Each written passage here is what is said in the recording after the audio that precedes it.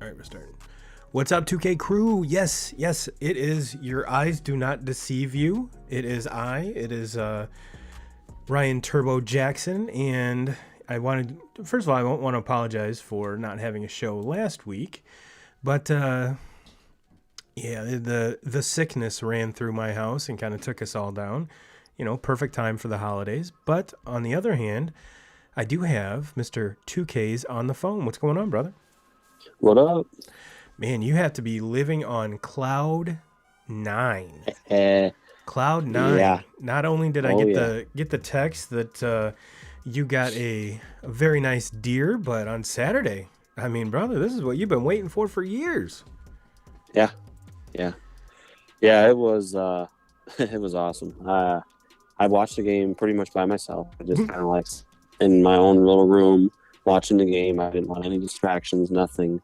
And I'm telling you, I mean, this goes back to I was probably even too young to even know a whole lot about football. So I know that it was back when Lloyd Carr was coaching Michigan. Mm-hmm. But that was the best game I've seen Michigan play in maybe my whole life. So yeah, I mean, just an incredible game. I mean, it's obviously no secret I'm not a big Michigan fan, but man, you got to give credit where credit is due. That was an amazing game.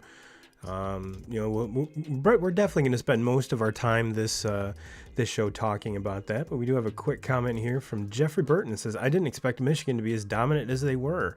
I expected more out of the OSU defense. Great job by McNamara rebounding after the interception. And he says, and Michigan stayed the course of what they wanted to do, and OSU didn't. And you know what, Jeff, from what I saw, game started out and Michigan just punched Ohio State right in the fucking mouth, and they just did not have an answer and basically looked on their heels the whole game.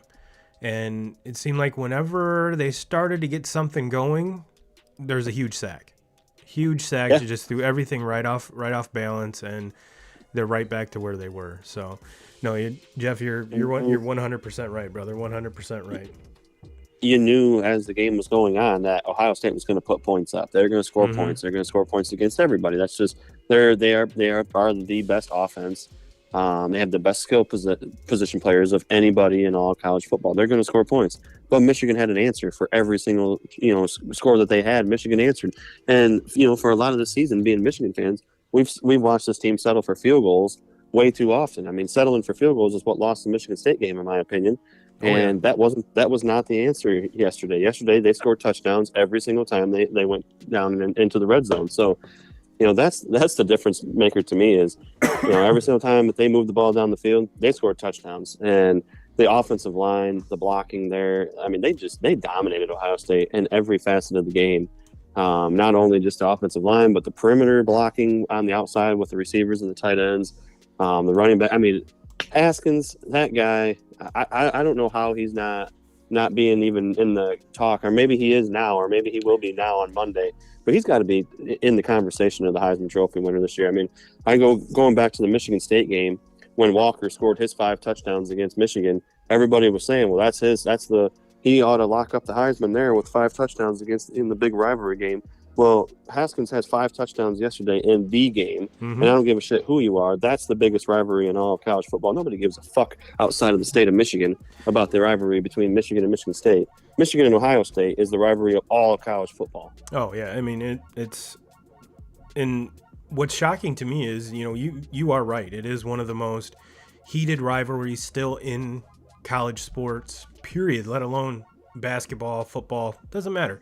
If you talk to any sports fan, period, they're going to know about this Michigan-Ohio State rivalry. And, you are 100% right. I mean, it's what Haskins did is, first of all, I never thought I would see any running back do that to an Ohio State defense. But looking back, this is what, the defense is what's come into question more than anything on that team. Like you mentioned, the offense is going to put up points. The offense is going to click. The offense is kind of put a Band-Aid on some of the things that the defense couldn't do.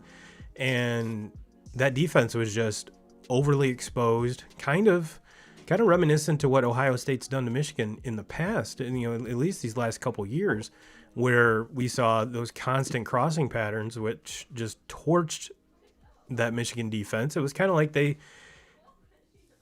Michigan coaching staff just found something that worked, kept doing it until Ohio State couldn't or would defend it, and they never really did come up with an answer. Yeah, well, what they did was, I think that they were, from watching the game, I think they were okay with those crossing patterns that they normally run against Michigan, just not turning them in, not allowing the big ones. Right. Over the years, with the Don Brown defense, they match everything up man to man, and you're taking a crossing pattern for 60, 70 yards for a touchdown. Michigan never gave up any big plays yesterday. None of the big ones, and that's Ohio State. One of the big stats of watching it, Ohio State led the time of possession in that game. And going into that game yesterday, nobody ever would have dreamed that Ohio State would lead the time of possession because they score so fast. Oh, yeah. And Michigan's more of the team that's going to run the ball, run the clock. They're going to try to keep it low scoring, and they go out and hang 42 on Ohio State. They were the team that, it was almost like the two teams flipped roles. Oh, Michigan absolutely. was playing, just took a page out of Ohio State's playbook and just took it at them and dominated them. Because their drives were lasting 6, 7, 8 plays, and they were putting it in the end zone. To where Ohio State they were the team that was taking so much time. Michigan was okay with giving up those crossing patterns for, look, they got their first downs. They got first downs on, 3rd and long, and even on 4th down. That's what kept them somewhat in the football game. But they never were allowed that big play. You go back to last week with. Oh, we lost 2Ks. But no, I to kind of piggyback right where he left off, he's 100% right. And because obviously I'm an outsider looking in on this, but no, it seemed like what had killed Michigan in the past, they didn't let any of that happen, and they were much more the aggressor. They were more of the the traditional Big 10 ground and pound and kind of the anti-spread, if you want to think about it that way. And yeah, it was just like a complete role reversal of everything. And Jeff says those 3 wide receivers will play on Sunday. You can't argue that the wide receiving core from Ohio State is absolutely amazing. Here's 2Ks again. What's up, brother? What No, I was just kind of completing your thought there, and Jeff piped in and said those three wide receivers will play on Sunday. I mean, Absolutely. that that has to be one of the most talented wide receiving cores I've seen in college in a long time. Usually it's one, maybe two guys, Yeah, but man, they are. That is, you could see why Stroud has had such a successful season because of those guys. absolutely. And I mean, honestly, the receiver that had the best game is probably the number 3. So he's the one that won 135 receiving yards. Mm-hmm. It's probably the number 3 guy. He's more of the slot receiver there. Yeah. And the running back. I mean, the running back for Ohio State has been coming on for the last at least month of the season. Mm-hmm. And Michigan had an answer for him. I mean, they never gave up any big plays. It was, like I said, Ohio State was able to move the ball. They were able to score some points. They were able to get third down conversions and even fourth down conversions. But there was never those big plays, those big 50, 60, 70-yard touchdowns against them. Oh, you're 100% right. And Jeff says Haskins is my favorite Michigan running back since Chris Perry. When you think football player, Haskins has to come to mind. Just gets the job done. And I want to compliment Jeff on his little profile picture, hitting us with like this little GQ pose. But he also said that wide receiver group is probably better than what Fields throws to in Chicago. And you were very, very right. Very right. But 2Ks, before we get into a little bit further into this, I did pluck off some tweets here that I wanted to share with not only you but the 2K crew.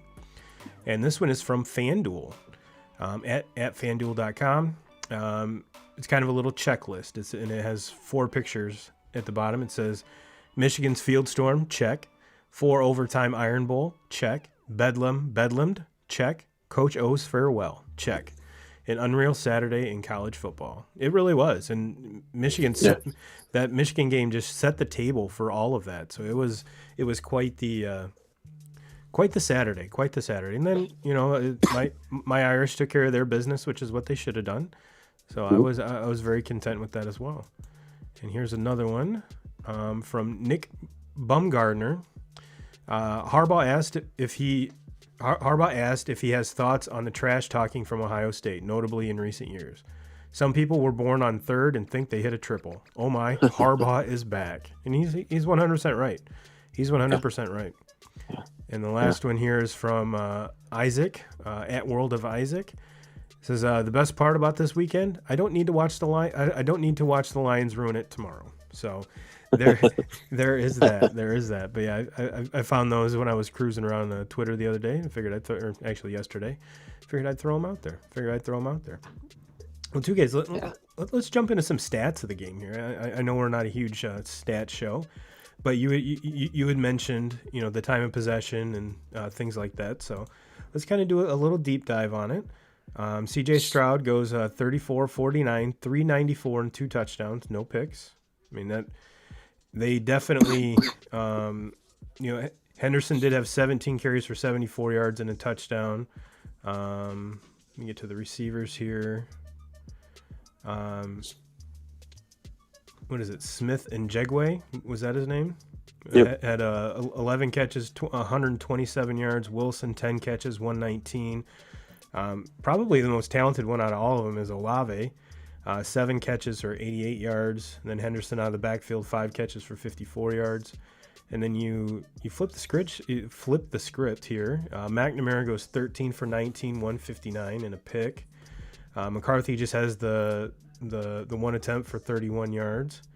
But yeah, the biggest story out of everything is Haskins, 28 carries, 169 yards, 5 touchdowns. Corum did a hell of a job, even on kind of a bum wheel. He was definitely a good spark plug, a good change of pace. And as far as the receiving core goes, not a single Michigan receiver had more than 2 catches. Yep.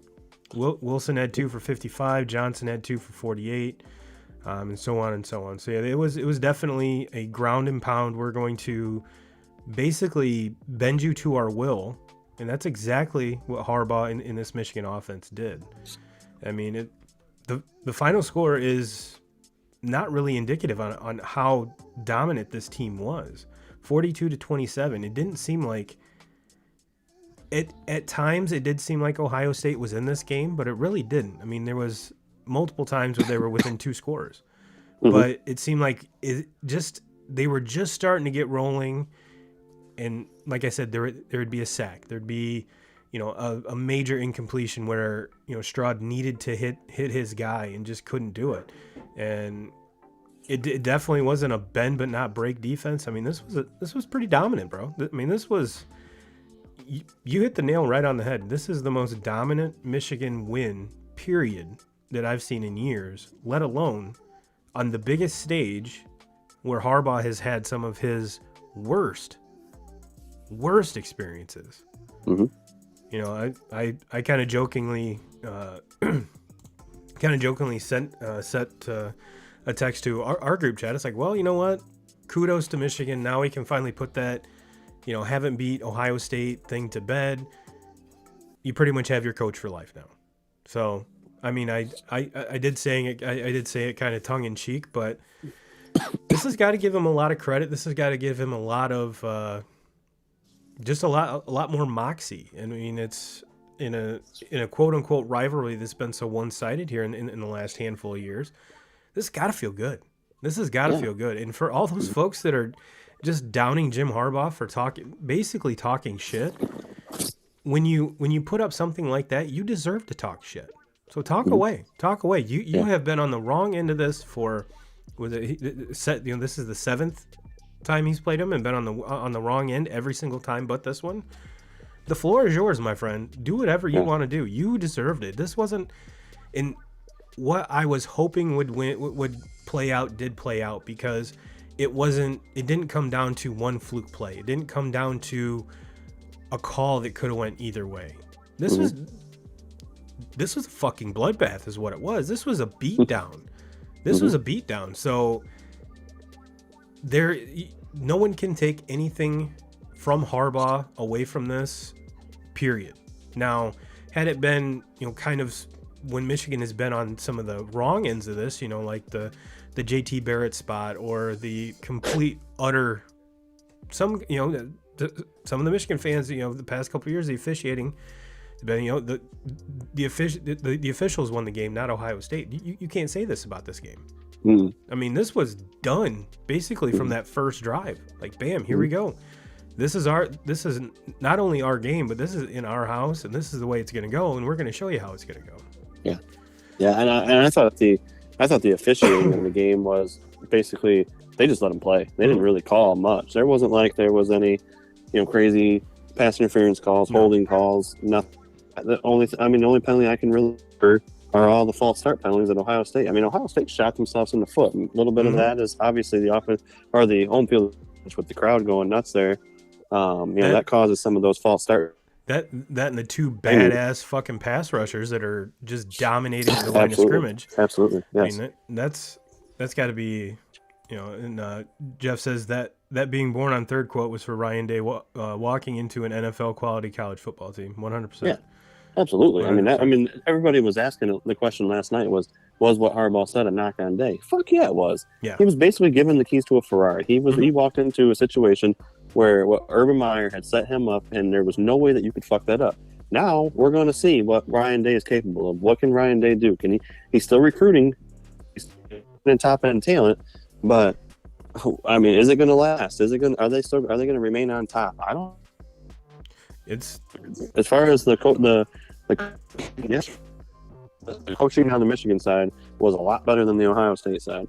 They were ready to play. 100%. And kind of getting back to some of the things that you brought up at the beginning of the season, 2Ks, is you want to see some fire, you want to see some passion, you wanted that old Jim Harbaugh back, and bro, you got it in that game. You got it in that game. He was jumping up and down. He was through his headset. I mean, this is kind of the some of the things that he kind of is known for, and brought it all out, and it was good to see. It was good to see. It really was. Now, one of the things that I'm glad I didn't do was do a drinking game during this, where you take a drink every time they mention where the defensive coordinator came from, because you, my friend, would have been lit. You'd have been lit.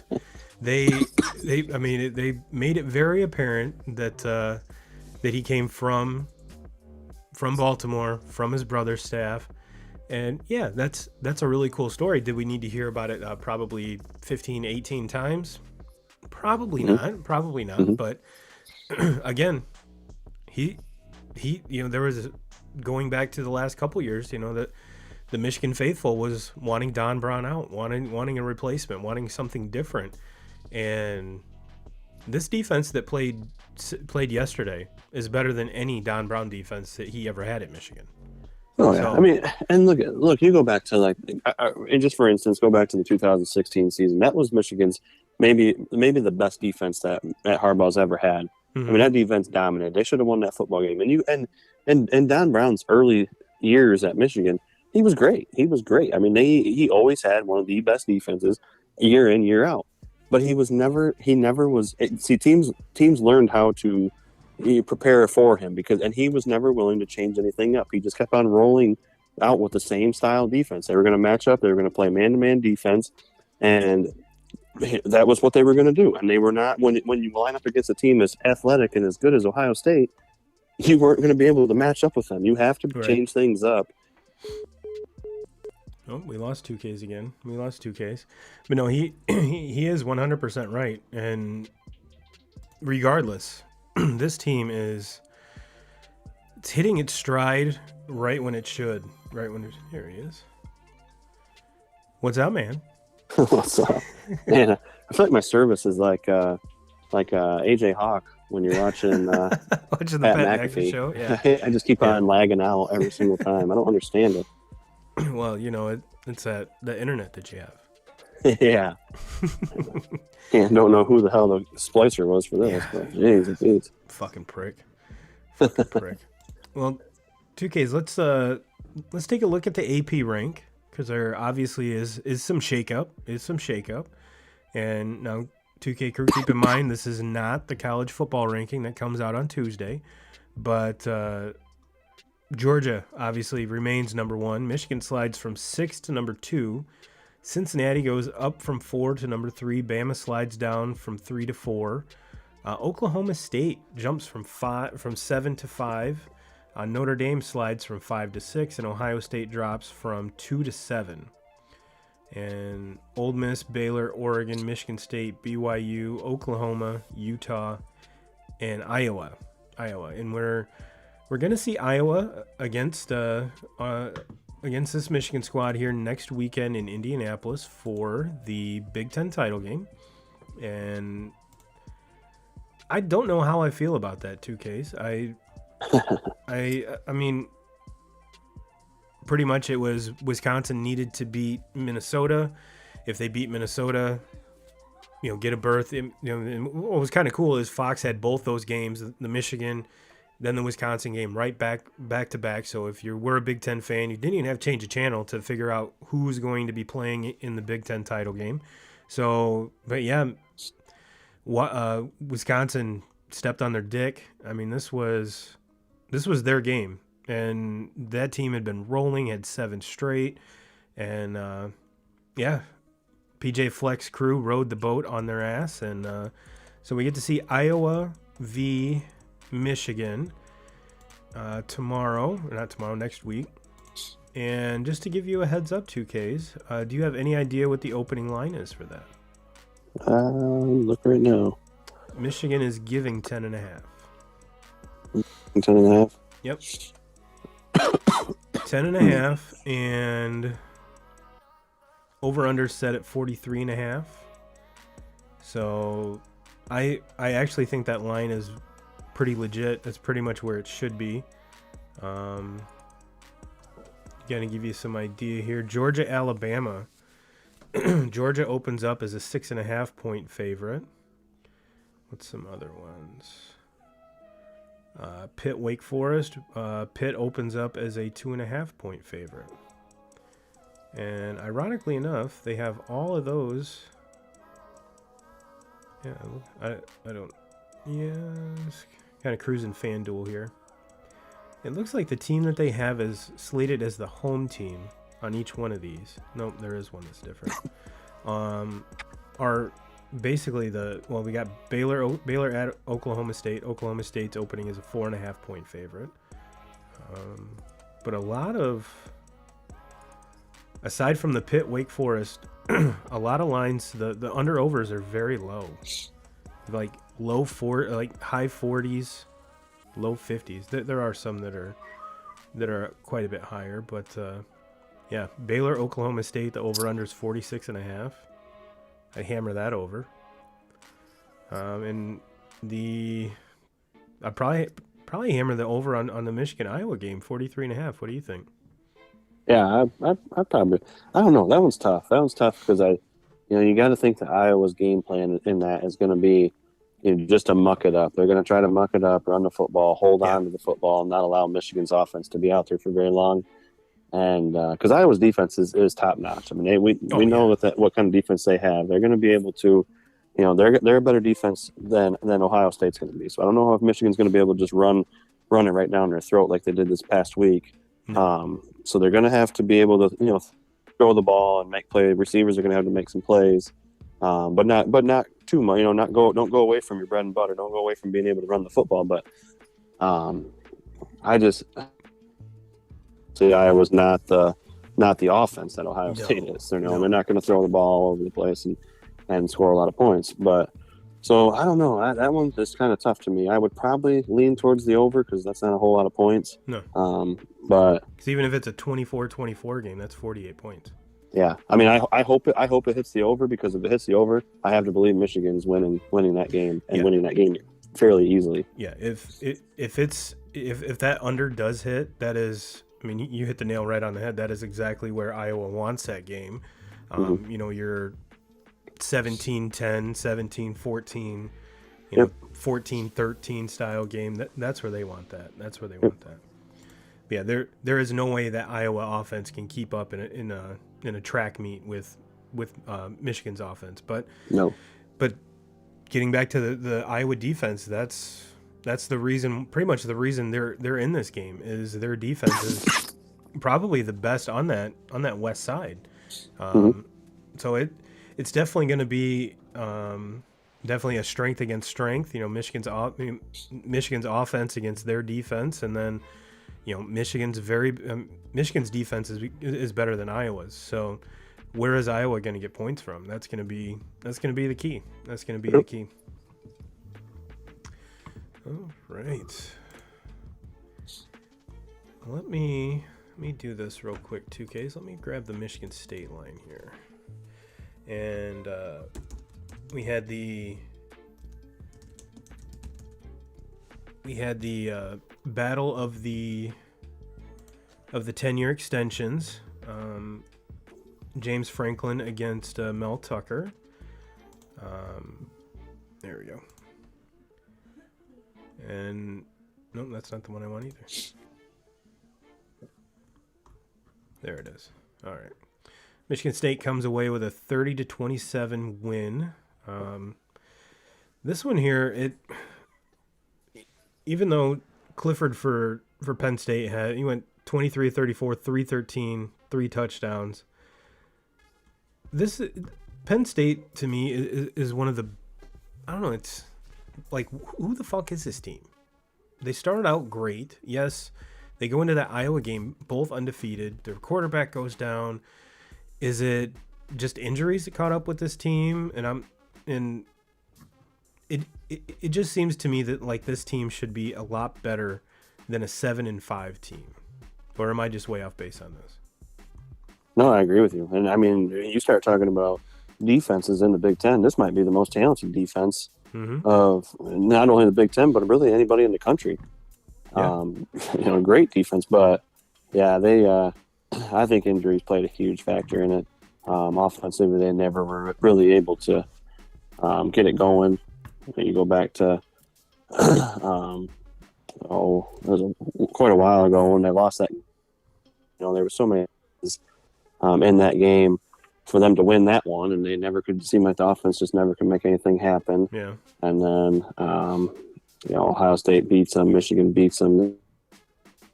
And the other thing too is when you look at their schedule, they played probably the toughest schedule of anybody in the Big Ten. It seemed like they didn't get to duck anybody, any of the big time teams. They had to play against them all. So, Well, what I found rather rather advantageous or weird, or however it came to be, whoever their equipment manager is over there needs a raise, because genius move going white on white in a fucking snowstorm. Not, I mean, it would. Did you watch any of this game? It was actually kind of hard to watch. yeah. Honestly, I watched bits and pieces of it. Honestly, once the Michigan games was over, my day was just a fog the rest of the way. Like, I didn't even care about anything else. I was just so excited that it finally, had been done. And honestly, I really couldn't focus on any other football until today. But yeah, I did. I watched some bits and pieces of this, mostly highlights today, though, watching everything. Right. Yeah, it was. Like I said, kudos to the equipment manager, because that was genius. That was genius. That's like Boise State wearing blue unis on the blue field. So, but probably the most shocking game to me out of, besides the outcome of the Michigan Ohio State game, was Bama. I mean, yes, they won 24-22 in Auburn, the Iron Bowl. It took 4 overtimes and did not score. Let's see. Yeah. Didn't score until the fourth quarter. Auburn had a 10-0 lead going into the fourth quarter, and it was late in the fourth quarter when they did decide to actually score. And here's the thing with me, 2Ks, is not only did this go 4 overtimes, but it went 4 overtimes when Auburn is without Bo Nix, their starting quarterback. And the backup quarterback has a leg that's basically dead and can't move.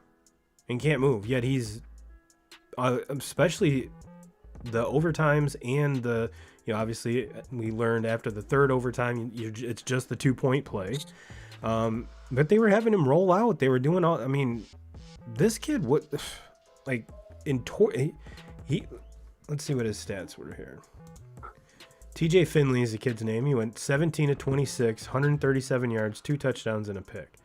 So doing all of that on one leg against an Alabama defense, I mean, come on. Yeah, I get it. They only scored 10 points in regulation, but just watching this kid hobble around, like, how in the hell did they even, like, when this first went into overtime, I'm like, all right, Bama has this really, really easy, because their quarterback can't move. Their quarterback can barely throw and barely walk, let alone do anything. So what I was kind of, especially after the first overtime, I figured they'd go for 2 just so it wouldn't prolong. So, I mean, you have, sure. I mean, that because Bama went first. They scored, kicked the extra point. Auburn scores, and I'm like, all right, first of all, it's the Iron Bowl. Second of all, you have Alabama on the ropes at home. Yeah. Go for 2. Why not go for 2? If you miss it, so what? What do you have to lose? Exactly. I mean, the one thing you can do, right? You have the opportunity to ruin Alabama's season, ruin any hope that they have of being in the Final Four. You have that opportunity, and you decide to play. I mean, I agree with you 100%. Like, take that chance while you have it, and end the game right there. Yeah, because I mean, it's especially if, like, that's one of the games I was like, oh shit, I'm cruising Twitter, and I'm like, oh man, this might actually happen. And so I flip it over, and they're like, all right, well, when it comes down to your 2-point plays, you only have so many of them, and then on top of that, you're running him with a backup quarterback. So how many of them has he actually taken? How many does he even know? Which kind of again leads me to that. All right, and if you go for 2 and make it, how much of a fucking legend are you? Mm-hmm. I mean, you are you're basically that dude that took the kick 6 back to beat Bama years ago. You're right up there with him. You're right up there with him, because that quarterback should not have even been in the game, which leads me to believe, how many other quarterbacks do they have on their roster? They have to have more than 2. And you would think at least someone with that can walk out to the huddle might be a little bit better choice. But this Finley kid, man, I like him. I like him. Yeah, You talk about yeah, moxie, you talk about grit, you talk about everything you want from a leader, right there, right there. Granted, he didn't light up the score sheet by any means, but got the job done. Got the job done. Like you said, coaching staff. I mean, especially it's the Iron Bowl. You're Auburn. You already have 6 wins, so you're already bowl eligible. If you do lose and go 6-6, it's not the end of the world. But when you sure. have Bama and Nick Saban there on the ropes, and you just when you have that chance, in my opinion, you got to go for it. Just straight uppercut right into the fucking mouth, and yeah, and if it works, Yeah. you're a legend. If it doesn't, so what? So and there's not a single person, media member, single person on earth that'd be like, well, you know what? They probably should have just kicked the field goal and see what would have happened. No, if now granted, a healthy Bo Nix, this is the starting quarterback, then yes, then you might want to especially since that Auburn defense was teeing off on Bama and had I don't know how many sacks and Bryce Young 25 of 51, 317, 2 touchdowns and a pick. Both those touchdowns came in the middle of the fourth quarter and beyond. So I mean it was, and of course Saban being Saban and somehow being able to wiggle out of that. But yeah, if I'm that Auburn coach, I smell just a little bit of blood in the water. I'm going for it. I'm going for it. I agree. I agree with you. And this Alabama team it's I mean they got some issues. I mean, as far as the teams that are in the top 4 right now, and look, I think that Alabama being number 4 right now is an absolute joke in my opinion. I think Oklahoma State's a better football team. I think Notre Dame's a better football team.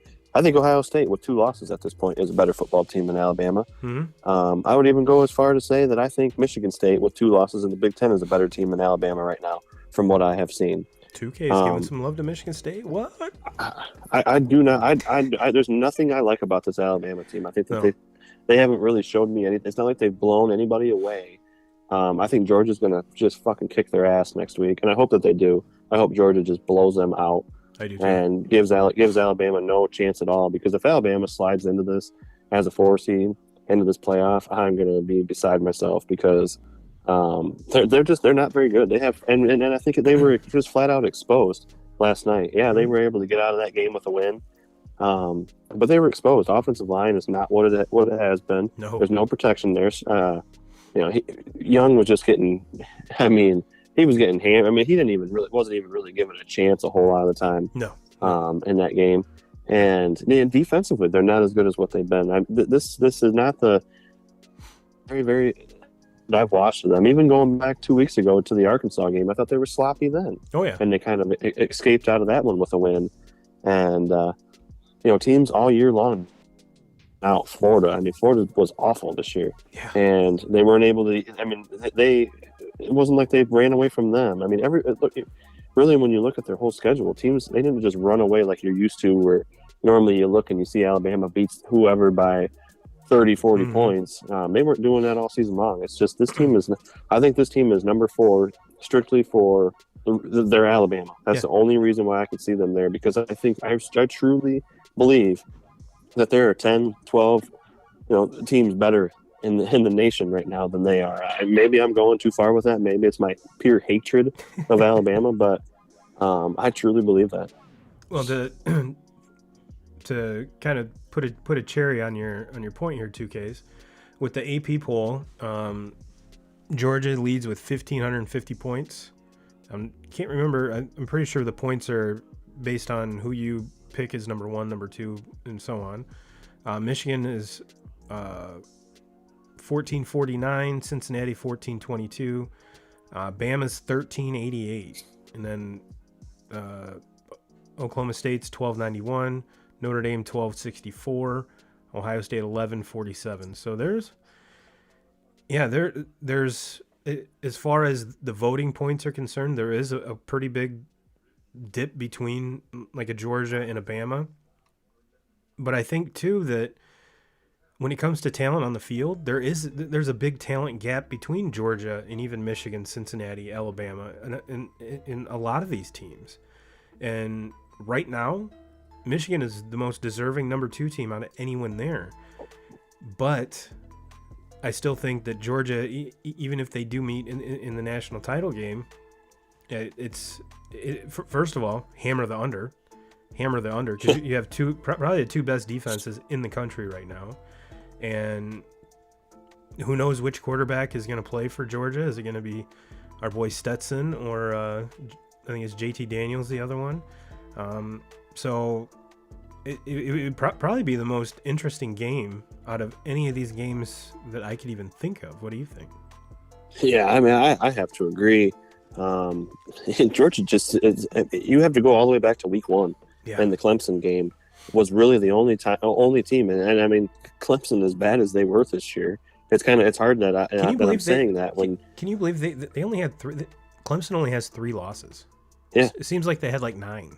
Yeah, it does because it just nobody even really talked about them. No, and the thing about it is they ended the season really well. Like it was just how bad, and look, that's what you're going to have that when you send so many players to the NFL.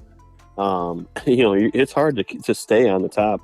Obviously, this team was young this year because they send. I mean, how many years in a row do they have multiple players going in the first round, going in the second round? It's hard to stay on top. And this team was young, and they started, and that showed early in the season with some of the losses that they had in the beginning of the year. Obviously, the North Carolina State game, that's a terrible loss for them. The Pittsburgh loss at the time, I think it looked kind of bad, but now looking back on it. Well, Pittsburgh's pretty damn good this year. Pitt's turned into quite the little wagon, for sure. And then the way that Clemson finished the season. I mean, they take out Wake Forest, a team that at the time, everybody was super high on Wake, and then they won that game easily. Yeah. So it goes to show you how much better they got. It goes to show you how good of a coach Dabo is. Well, then you obviously, I think what to kind of add to your point is that quarterback DJ. You saw him get more comfortable, relaxed. You could tell the game slowed down because he wasn't making silly throws. He wasn't throwing interceptions. He was getting back to that kid that we saw when Trevor Lawrence was out last year. Kind of see where that's coming from, and I think this is Dabo Sweeney. Any team that's coached by him. This team's going to be back and making runs to make it to the playoff year in year out. I mean, they got to a bad start this year, but I expect them to be back next year. If they're not back next year yet, the year after that, they will be back. Plus, they play in the ACC, a very very easy, in my opinion, easy conference to dominate. But getting back to Georgia, that was the only game. Though where it seemed like Georgia was even challenged, like they've just mowed over everybody. Nothing. They've left like no team is. And honestly, I mean, I think Michigan would be the best matchup for them. What can Michigan offensively do against their defense? Because, like you said, it might be 2 of the best defenses in the nation. There's no question that Georgia's the best defense in the nation. Oh yeah. And I mean, nobody's putting up. Teams are having a hard time putting up double digits against them, so it's just like where we're at. A team's going to have to put a very special performance up to knock this team off. Oh yeah, I could, and either that or God forbid some injuries that really, really jostle this team, and I don't want to see that. I just want to see some good football. I just want to see some good football. And let's touch a little bit on my Irish. I'm very impressed with this team. I was, I think there was a couple points throughout this season. I think both you and I were not the highest on our teams.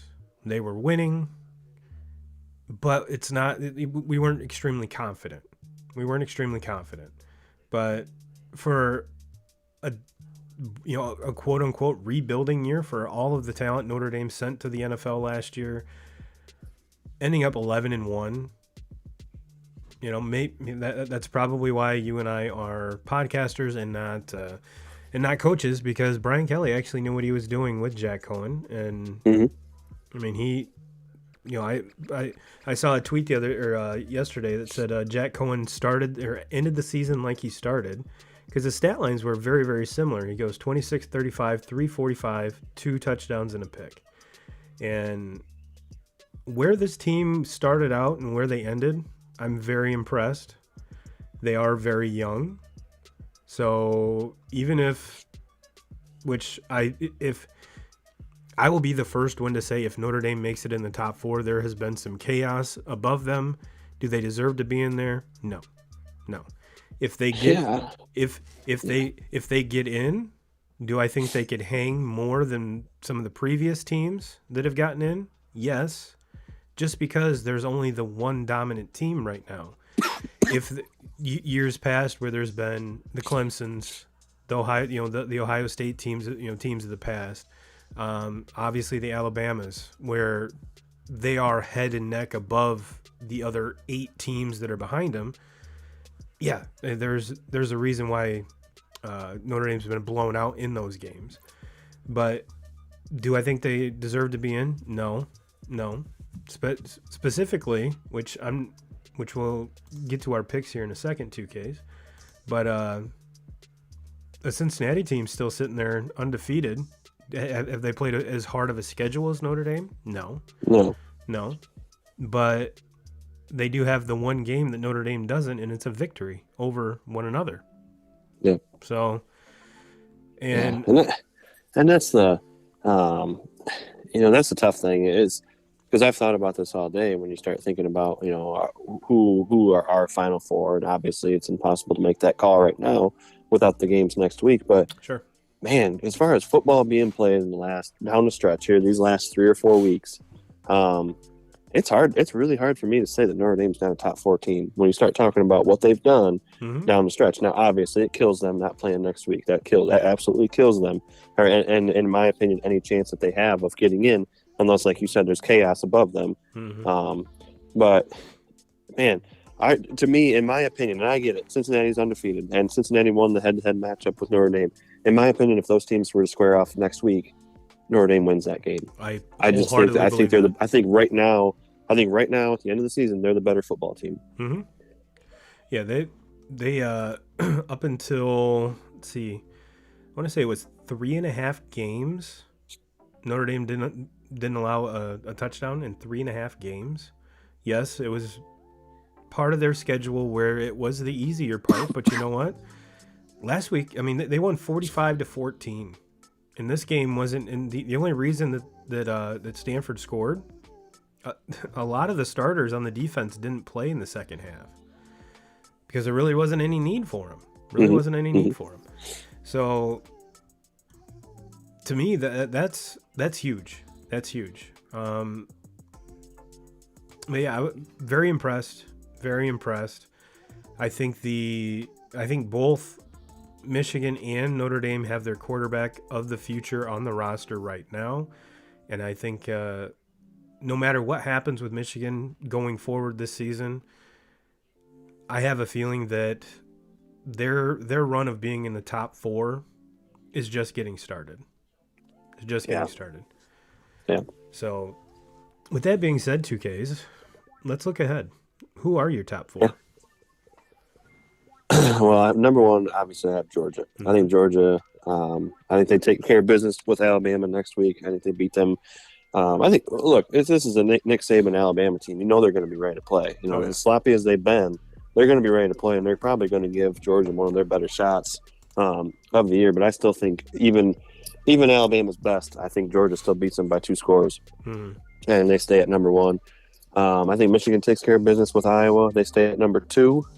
Like I said earlier, Iowa's going to try everything and try to make that a very low-scoring game and just hang around and give them a chance to win that game. If that game Michigan's going to be in trouble. If that game goes the over, I think Michigan takes care of business and they win that easily. And I see that happening. As good of a game plan as they had against their biggest rival in Ohio State. I have to believe that this coaching staff is going to come up with a really good game plan against Iowa, and they win that, and they'll stay at number 2. Number 3, man, I think Oklahoma State jumps. I think Oklahoma State, with the win against Baylor, Ooh. because Baylor's a good football team. They're a top 10 team also. So I think Oklahoma State, with a win against Baylor, they jump Cincinnati and get to number. And Cincinnati and Houston. Look, Houston's a good football team, and I think that this game could. I think Houston's going to give them a run. This could be a really good football game, and if there's any chance at all for Notre Dame to sneak in there, this is their chance. Mm-hmm. I don't think it will happen. I think even if Cincinnati was to lose this game, I think that opens the door for possibly a two-loss Alabama being able to stay in there, which I would think is complete horse shit. Yeah, but it's going to be really tough for and it's going to be really tough for Notre Dame not playing. Basically having a week off to be able to jump up in the standings. Mm-hmm. I think Notre Dame. I've said it earlier. I think Notre Dame's a better football team there. Then I think that they should jump Bama with Bama's loss to Georgia and them having 2 losses. But in my opinion, none of that really even matters because I think Cincinnati wins against Houston and then they'll be number 4. Let me see what the Cincinnati-Houston game is. Cincinnati's giving 10.5. Giving 10.5. So just want to see what the spread is at, and it's kind of hard to argue with you, brother. I mean, it really is. Yeah. And it's like I said, there's gonna need to be some absolute chaos for the Irish to get into those 4 spots. Obviously, it's not gonna happen on Tuesday by any means. This coming Tuesday, it'll have to happen at the final one, at the final selection show. But the opportunity is there. It is there. But I'm never a big fan. When it comes to stuff like this, I want to control my own destiny. I don't want to have to worry about what happens above and below me. I don't want certain things to happen in order for. I mean, at that point, are you deserving enough to get in? If you have to have like 4 things happen, I don't think so. Mm-hmm. I don't think so. But I think Georgia wins. I think Michigan wins. And dude, please, what would even being I'm not gonna say a Michigan hater, just not a Michigan fan. What would irritate the absolute shit out of me is a complete letdown against Iowa. And I don't know what would be worse for Harbaugh if they lost to Ohio State or if they lose to Iowa. Yeah, I mean it would be rough. It would be rough I think it would be a complete letdown for the whole Big Ten because I think nobody gets in. So now you have probably the best conference in college football, and they don't have one team in the final. Yeah. Because Iowa's not going to make that jump. I mean, there's no way that they make that jump. And so then you're looking at the only team that is even deserving to me, the only team that would even be deserving is Michigan. Yeah. Because you can't penalize them and bring up a team that didn't even play. Mm-hmm. But if Michigan loses to Iowa, they have no business being in the Final Four. So to me, there's nobody. If Michigan loses this game, then nobody in the Big Ten deserves to be in the Final Four. And I honestly think that is the only scenario where a 2-loss Bama team gets in. I agree 100%. And yeah, Cincinnati is just, man, why does it feel like every time we talk shit about Cincinnati, good shit happens to them? Good shit happens to them. It's like, throughout the entire course of this show, we do that. We pump people up and then they suck. We talk shit about people and they go, whoop, here you go, fuck you. And I want them to lose. Like I don't think that I forgot that Fickle came from Ohio State. I know where where the dickhead came from. So there's no way I'm rooting for him. I want him to lose. I would rather see a team like Notre Dame get in there because, like I said earlier, Notre Dame's a better football team. Mm-hmm. I know that going back to week 5, that Notre Dame lost that football game, playing like dog beginning of the season. They were playing awful at that time, and it was about week 8, week 9 that they just started to die. Yeah, where we're at now, I truly go. If you go off of what has happened, say the last 6 weeks of the college season, I think Notre. Oh, he was just gonna say something nice. I don't know if he actually hung up, just to kind of leave us all hanging. But no, he's right. He's right. And to be honest with you, I've got the same 4 as him. There he is. Okay, now did you disconnect or did you hang up because you were going to say something nice about Notre Dame? No, like I said, I truly think Notre Dame is a top 4 team. I truly do. But the problem is they don't play in the league, and that's gonna and how long are you gonna wait until you do it? Yeah, like put everything aside, and this is what's it's gonna continue to screw you, is that you don't play in the league, and maybe their thing is, well, we're just gonna wait longer because eventually it's gonna be an 8 team, it's gonna be a 12 team, it's gonna be 16, whatever. And maybe that is the answer, but right now, as it's 4. This team is going to continue to get fucked in this situation because simply they don't play in a conference. And I think too, what is kind of disconcerting about this Notre Dame team is if you look at, obviously take last year out of the equation for obvious reasons, but if you look at the last, let's say, 5 or 6 years, one of the things that every Irish fan can hang our hat on is, we have like a top 10 strength of schedule every year. And it really hasn't played out that way this year. I mean, and looking at it in the preseason, I think it looked like it was going to be another really good schedule. Oh yeah. The problem is the teams just didn't pan out, other than Cincinnati. And Wisconsin, they went through a stretch there where they were playing good football, but at the time Wisconsin was playing shitty. And then they started playing really well, and then obviously they dropped the game yesterday and just blow their entire chance. Yeah. But no, just looking at it now, what Notre Dame played against, they never really did play against any true test other than Cincinnati, and unfortunately they lost that game. Well, one of the rivals of a Notre Dame team is USC, and did you see who's going to be the new USC coach? I sure did. Somebody's scared of the SEC, bro. Exactly. He's not fucking around with that. No, and now he gets to go to the West Coast, where USC basically, they get recruits there just by simply showing up in these kids' living room. Yeah.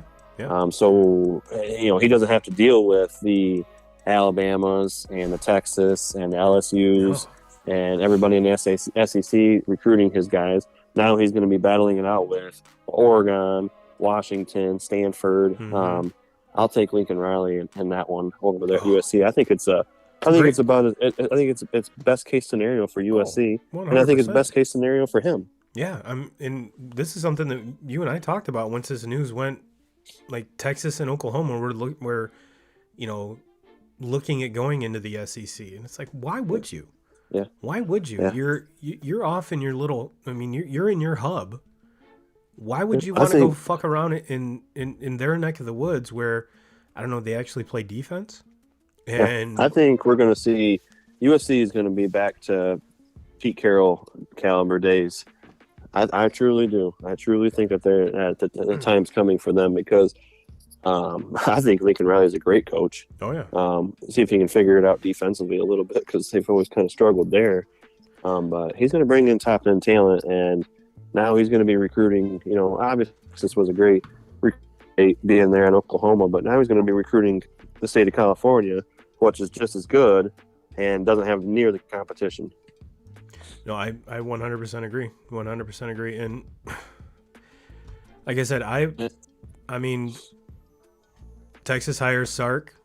Kudos for you. They didn't have as great of a season as they had hoped.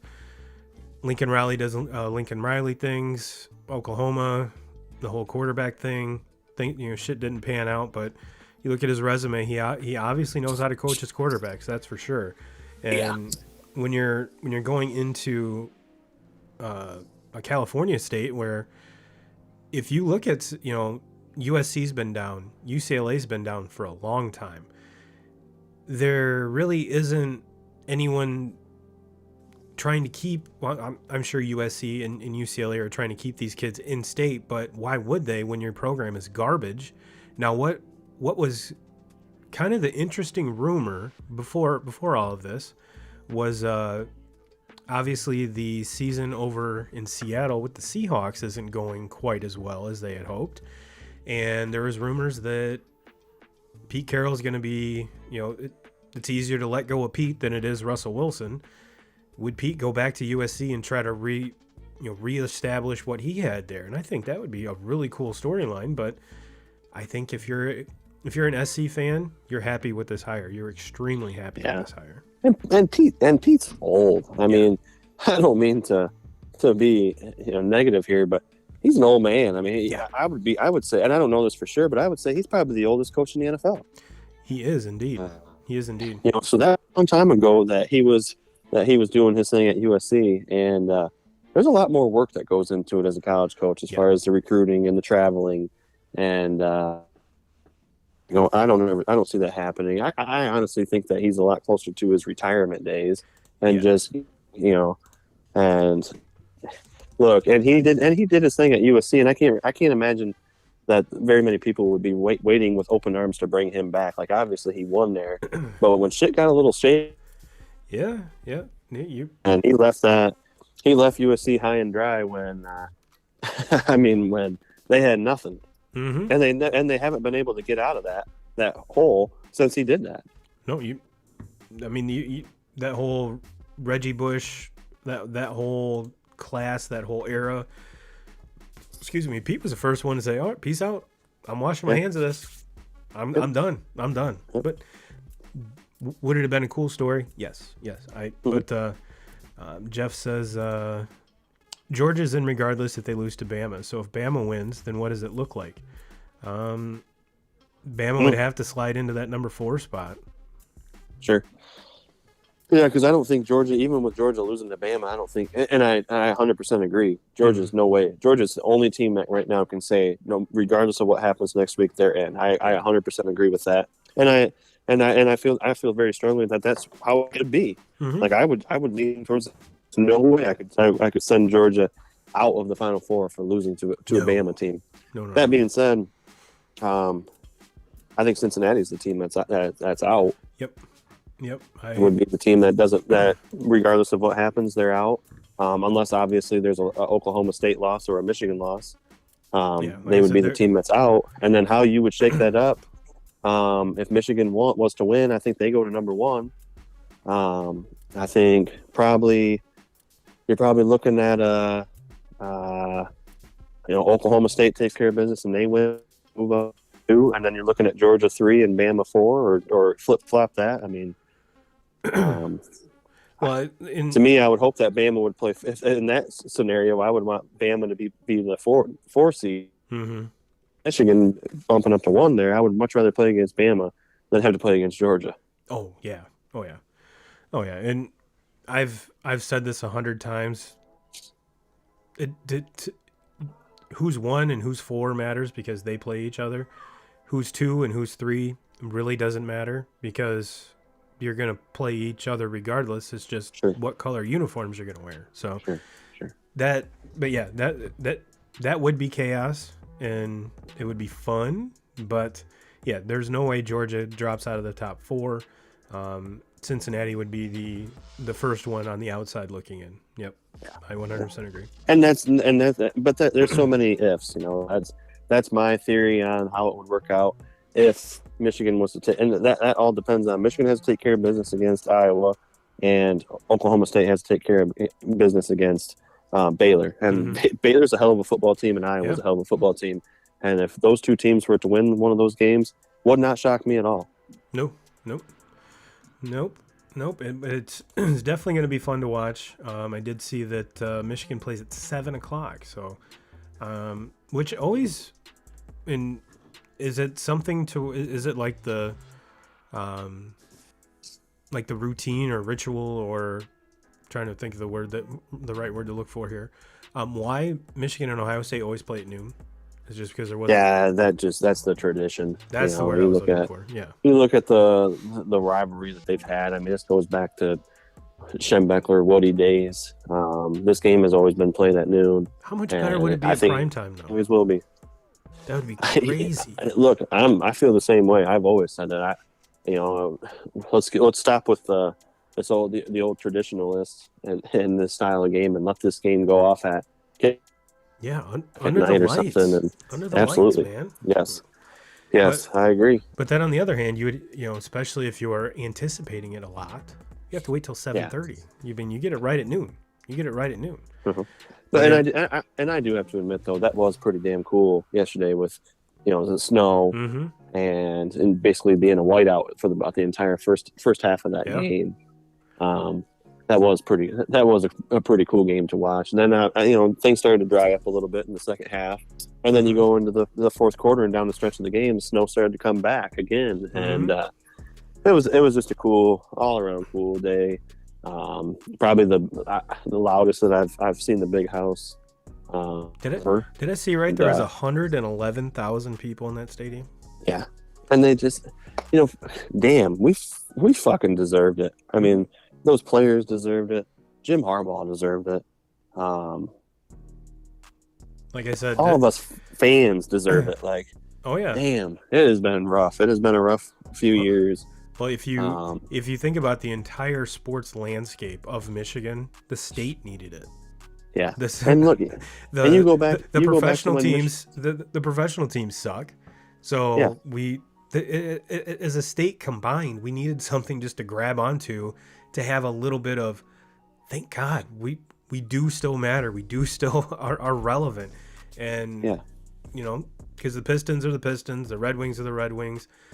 Not even gonna say the Lions are the Lions, because we all know that the Tigers are on their way back, which is promising, but it's good to have something now, something tangible now, for the whole state. Whether you're a Michigan State, a Michigan fan, it was a good win for the entire state.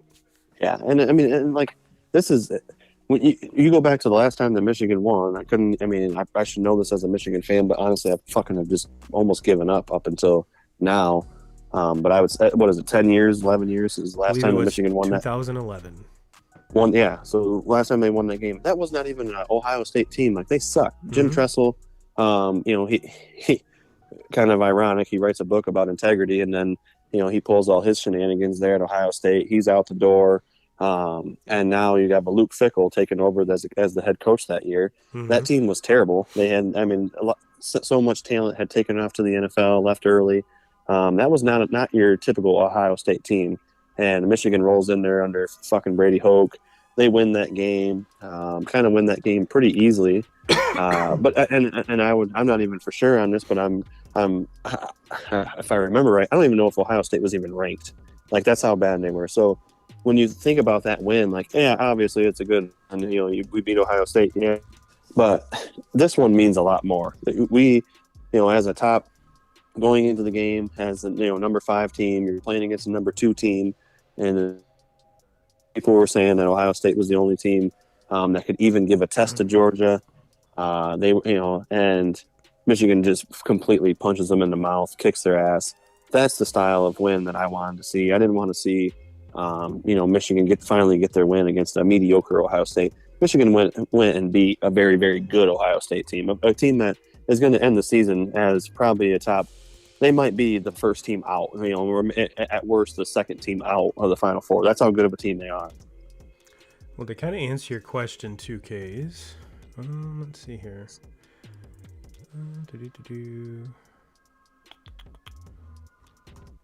2011 Ohio State Buckeyes were 6-7.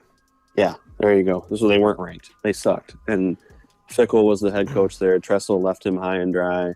Yep. Just everything was bad. And then Fickell has that year, and then Urban Meyer comes in and no, Michigan won in 2011. Sorry.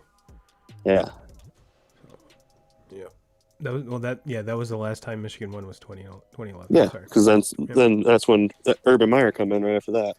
Yep. And Michigan ended the season 10-2. Ohio State ended the season 6-6. Yep. Yep, that was Denard. Yep, that's right. Yep. Yeah, so the way that, it couldn't have went any better. And then to get, just while we're on the topic still, just to get my last plug in, because I already got my plug in on my boy Haskins. But, we need to talk about Hutchinson, too, sitting there. I know it's very hard for a defensive player to win the Heisman Trophy, but Hutchinson should be in that seat. You go back 2 years or 3 years ago with Chase Young of Ohio State, and it was such a big deal to have him sitting in that chair. People knew he was not going to win the Heisman, but everybody said he needed to be sitting in that chair. And I wasn't going to argue it. He was the best defensive lineman, pass rusher in college football that year. Absolutely. Well, now we have Hutchinson, who I think is even better. And when you go back and when you look at the big games, which Michigan, Ohio State, that's the biggest game of the season. Even though Ohio State won that game that year, Chase Young didn't do shit. Michigan had an answer for him, and Chase Young, I don't even know if I remember hearing his name called that whole game. Hutchinson yesterday has 3 sacks. He broke the all-time record since they've ever even been keeping the stat of quarterback hurries. He broke that record with 15, and he defends the run. And Chase Young does not defend the run. That wasn't his style. He was strictly a pass rusher. Yep. And do I agree that Hutchinson should be the winner of the Heisman at this point right now? Well, we'll see. We'll see what happens next week. But where we're at right now, that kid better be sitting in a chair there. And especially without anyone running away with it. Exactly. You know what I mean? And if it would be harder to defend your point if there were 4 quarterbacks or 3 quarterbacks, 2 running backs that are extremely dominant, I'm not taking anything away from your boy. It's just that's the way this tends to work out. But if Haskins goes for over 130, 140 yards next week, 2 or 3 touchdowns, to me, from what we're looking at right now, with what he's done down the stretch, every fucking Sparty there was calling for Walker to be the Heisman winner when he scored. Oh, yeah. Well, he just did it again in the game, the Ohio State game, scored 5 touchdowns, rushed for over 50. If next week against that Iowa defense, he goes for over, I'll say $120 and scores 2 or 3 touchdowns, he's the Heisman Trophy winner. It's hard to argue that. It is extremely hard to argue that. And like I said, it's so hard to handicap this Heisman race because no one's running away with it. And well, it's super hard because over the years it's a. Oh, we lost 2Ks. Well, 2K crew, I think we're gonna wrap it up. Thanks for stopping in. I do apologize. I upgraded my Mac and all of my graphics are not to be found. So I will. I'll get that taken care of before next week. We'll probably have 2Ks. Oh, here he is. What's up, brother? What up? Here you go. Go on my rampage against Haskins and going on him, and Apple shuts me down. Goddamn Steve Jobs. But no, but that's what I was getting to though with him is, it's going to be hard for him. And the thing that he does have going for him is that like you said, nobody has ran away with it. But over the years, it's a quarterback award. Yeah. It just seems like it always tends to go to a quarterback. But some of them quarterbacks that we're talking about that are in that running for it, they're not going to be playing. They're not going to be playing this week. No. And so to me, with what Haskins did last week, and look, it's not like he just come on these down the stretch here. Haskins been doing this all year. Oh yeah. He's been scoring touchdowns all year. He's been running for well, just what we watched in the last 2 or 3 weeks when Corum goes down with the injury, they're giving him the ball 30 plus times a game and basically just they're feeding him the rock like 10. All right, well, 2K crew, we will leave you on that one. We'll catch you guys next week, and I'm sure we'll continue to talk about this. So everyone have a great week, and as always, Jim Rome, we're coming for you.